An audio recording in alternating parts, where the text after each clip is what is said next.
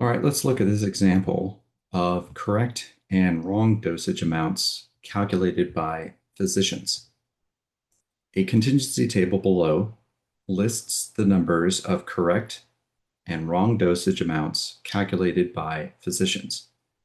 In a research experiment, two groups of physicians used bottles of epinephrine labeled in two ways, with a concentration label or a ratio label. So a concentration label would read something like 1 milligram in 1 milliliter solution. A ratio label would say 1 milliliter at a 1 to 1,000 solution. Okay, both of these two labels describe the same amount, but it was suspected to cause errors when physicians made prescriptions. So when you collect data, whether the dosage was correct or the dosage was wrong, and when it was correct, how many were done with the concentration label, how many were done with the ratio label, and then how many were incorrect with the concentration and ratio label. Okay, that gives you the data that you need for a contingency table. So what we can do is we can take this contingency table and maybe let's look at this, think of it in terms of events. So correct dosage, we could label this CD. Wrong dosage, WD, and maybe use C for concentration and R for ratio. All right. And if we wanted to figure out, the order of the concentration event, well, let's think of this as our sample space. Try that again. Let's think of this as our sample space, like that. Then within this sample space, let me choose a color here. Then the concentration label would be defined this way. And so what would be the order of this event? Well, it's going to be 11 plus 3. So that would be 14. So just adding across the row. How about our ratio label? What would be the order of the event R? So we could draw that as a Venn diagram, as an event in a Venn diagram like this. And so what's the order of this event? It's going to be 2 plus 12, which also will be 14. So that's how we can get these row totals, of 14 here and 14 there. We can also get column totals for correct dosage and wrong dosage by adding vertically. So we get 13 and 15.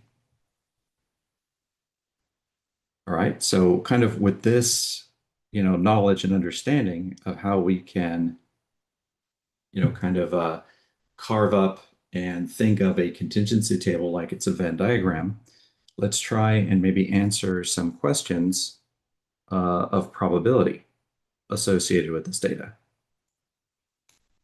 So what is the probability of a correct dosage? So probability of correct dosage. Well, from what we know about probability, that's going to be the order of the correct dosage event all over the order of the sample space.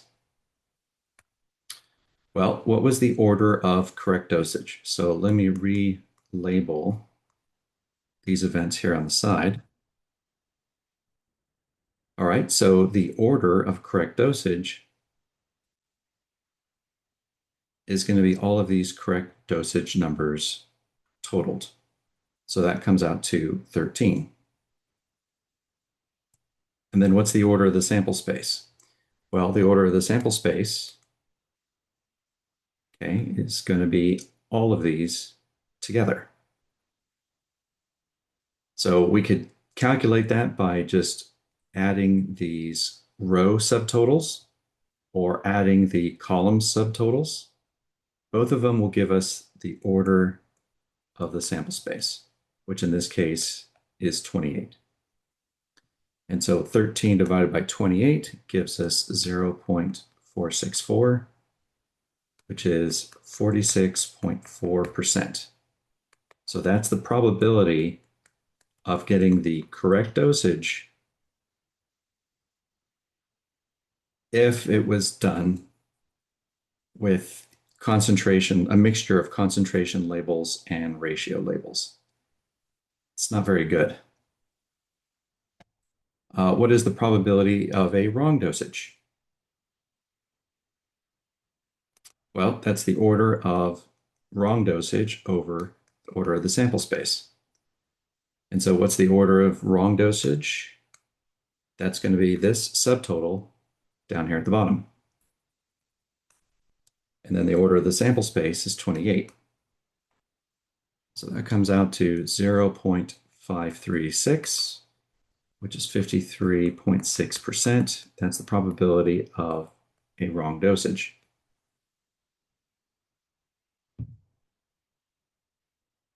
All right. So let's move on to question 3.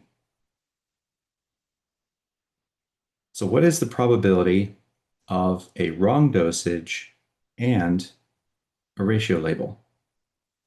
So now this is a composition of two events together, and using and, which now implies intersection. So this word and implies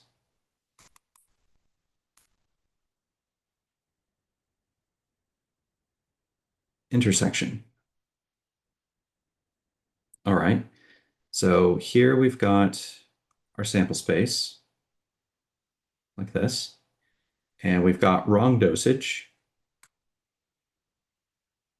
Okay, so our wrong dosage event defined like this. And then the ratio label event, we could write it as this. And what we're looking for is the probability of getting a wrong dosage and ratio label, which would be the same as saying the probability of getting a wrong dosage intersected with the ratio label. All right. So that's going to be the order of wrong dosage intersected with the ratio label over the order of the sample space. All right, well, what's the order of this intersection? Well, if we look at the space that the ratio label event occupies, and we look at the space that the wrong dosage space occupies, where's the intersection of both events? The intersection of both events is right here at 12. So the order of the intersection, this would be wrong dosage intersect with the ratio label. That would be right here. So the order of that intersection is 12 over the order of the sample space, which is the grand total, which is 28. And 12 over 28 gives us 0.429, which is 42.9%.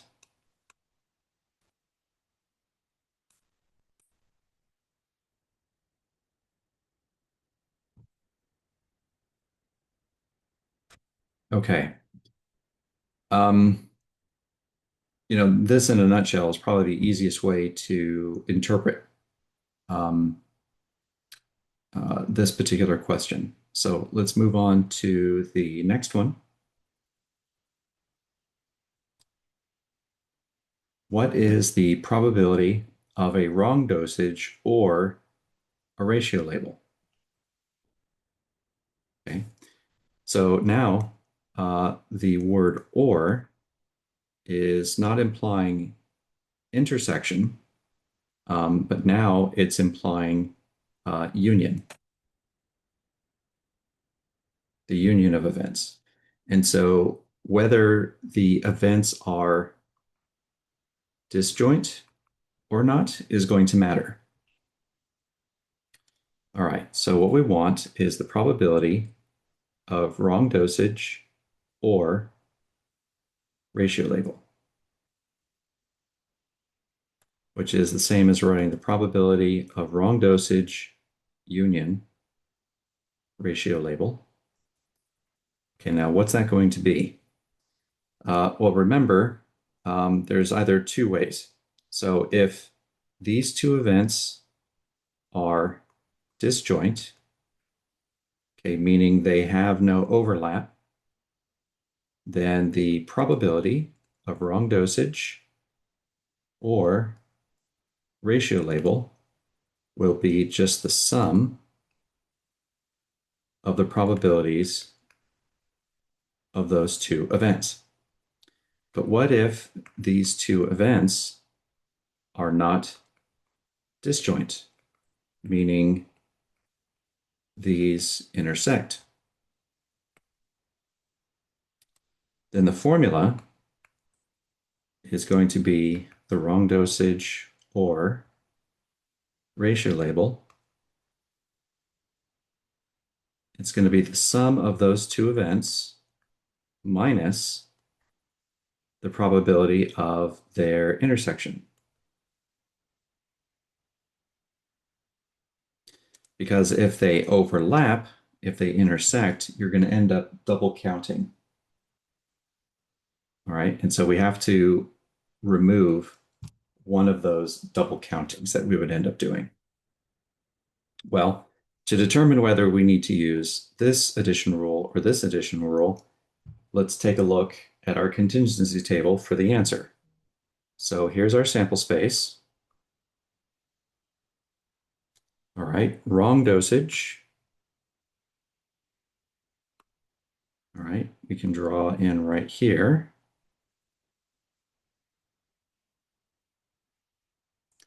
And ratio label,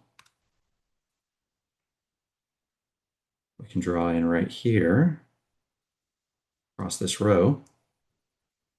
And just by looking at this Venn diagram that we made out of the contingency table, we can see that these two events are not disjoint. They do intersect. So the correct equation that we need to use, the correct formula we need to use to calculate this union probability is going to be this one here on the right. Okay, so let's proceed with that. So the probability of the wrong dosage is the order of the wrong dosage over the order of the sample space. Probability of the ratio label is the order of the ratio label over the order of the sample space minus the order of the wrong dosage intersecting with the ratio label all over the order of the sample space. All right, so the order of the wrong dosage, okay, is just going to be the subtotal of this column, which is 15, over the order of the sample space, which is 28. The order of the ratio label is going to be the subtotal across this row, okay, which was 14. Sample space is the same, minus the order of the intersection. So the intersection between wrong dosage and ratio label is right here. And so that order is 12.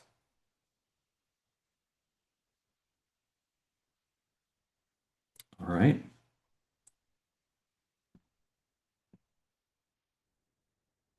So here I'm trying to scroll down, but there we go. All right, let's see here. This happens sometimes. 12 over 28. All right, so let's simplify it. So because these three fractions have the same denominator, we can just add and subtract the numerators. And so 14 minus 12 is just going to be 2. And 15 over 28 plus 2 over 28 will be 17 over 28. And that's going to come out to be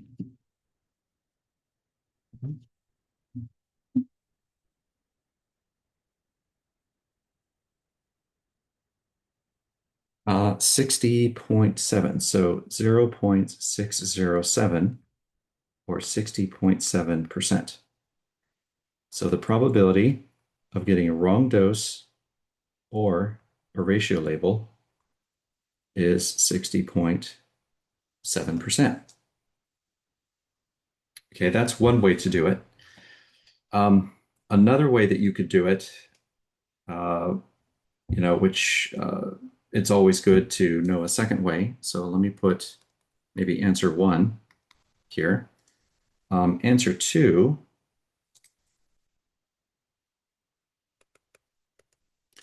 would be maybe just to think about wrong dosage and ratio. And since it's a union, you're actually, since this is a union,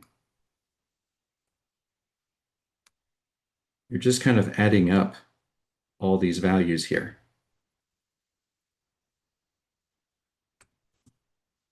So what you're going to have is you're going to have 2 out of 28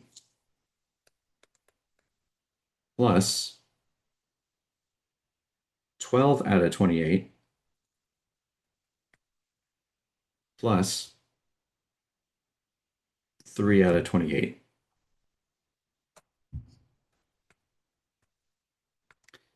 And because the denominators are the same, you can just add up the numerators, and 2 plus 12 plus 3 comes out to be 17 out of 28, which is 0.607, which is 60.7%.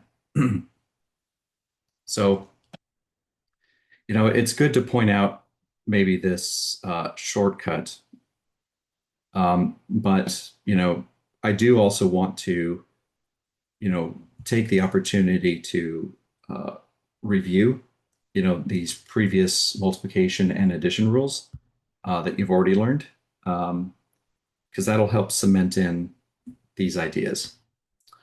All right, so that's the end for this example. Let me know if you have any questions.